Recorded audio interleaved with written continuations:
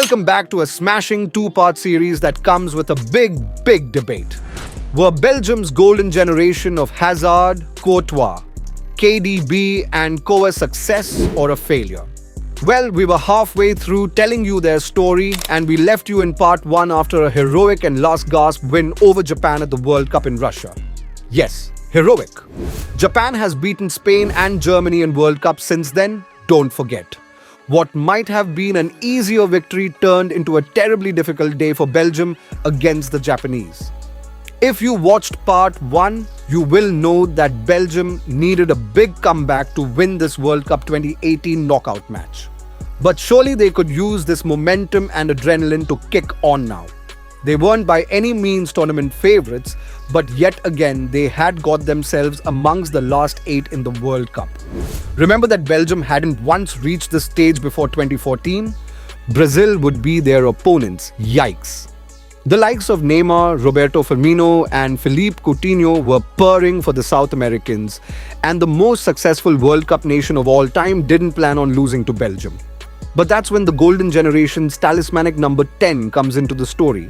A Fernandinho own goal put Belgium into the lead after 13 minutes. But on the half-hour mark, Kevin De Bruyne produced perhaps the most famous goal in Belgium's World Cup history. He unleashed a trademark KDB pile driver across the goalkeeper and into the net. An absolute net ripper of a strike straight from the laces of the Ginger God was worthy of winning any football match. Brazil would later pull a goal back, but from that moment, Belgium seemed in control. And perhaps even more importantly, destiny seemed to be on their side that day. Kevin De Bruyne has done that many times for Man City, but I bet he would give them all away for what he did on that day against the mighty Brazil. The European side won and reached their first ever World Cup semifinals. Now they would take on France, perhaps at the time the most impressive national team in world football. Belgium had a great squad, but France had an incredible one.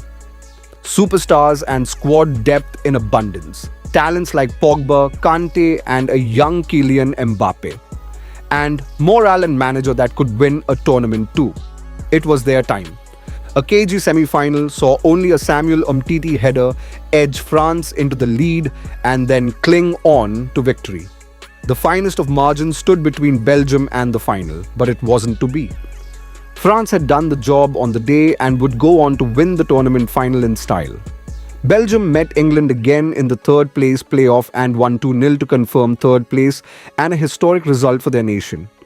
Remember, both England and Belgium are football nations, but one has the Premier League and about 5 times the population. Yet Belgium beat England twice at that tournament and didn't concede a single goal to them. The likes of Kevin De Bruyne, Eden Hazard and Romelu Lukaku were all on the score sheet again for Belgium during the group stage of Euro 2020, which was held in the summer of 2021 following the COVID pandemic. Between all of these tournament escapades, Belgium dominated qualifying and dazzled in friendlies, to the extent that they had incredibly lengthy spells as world number 1 in the FIFA official rankings between 2018 and 2021. Yet again, Belgium won their group with a maximum of 9 points from 9. They scored 7 and conceded just 1 in games played in St. Petersburg, Russia and Copenhagen, Denmark. They would travel to Seville in Spain to take on tournament holders Portugal in the round of 16. Euro 2020 was played across around a dozen cities across the continent, so teams had a lot of moving around to do in between games. Belgium saw off Portugal 1-0 thanks to a strike from Thorgan Hazard, Eden's younger brother. That result meant they would play in a 4th consecutive major tournament quarterfinal. The top 8 in Europe or the world, every tournament over 8 years after 12 years without even qualifying, and a history of barely ever making that stage. Not since 1980 at the latest anyway. Such consistency in international tournament football cannot be overlooked. Belgium would bow out at the quarterfinal stage, again losing to the eventual champions of the tournament, Italy. A Lukaku strike wasn't enough as Barella and Insigne had put the Italian side 2-0 up in Munich's Allianz Arena. The Red Devils' party was a lively one, but yet again it would not end with any silverware. It's really hard to suggest whether or not this team can be deemed a success or failure. As we have said, their achievements are incredible. And in a historical context, they have achieved things that Belgian sides could never dream of. In that sense, they are undoubtedly the best ever Belgian generation of footballers. Critics and cynics might say that they failed though. They would cite defeat to Wales in the Euro 2016 quarterfinals as a big missed opportunity. And perhaps against Argentina in 2014 or Italy in 2021, they might have done better. Moreover, they might suggest that to have talents like Hazard, De Bruyne, Lukaku, and Courtois in the same team means that not winning a tournament or reaching a major final is a failure.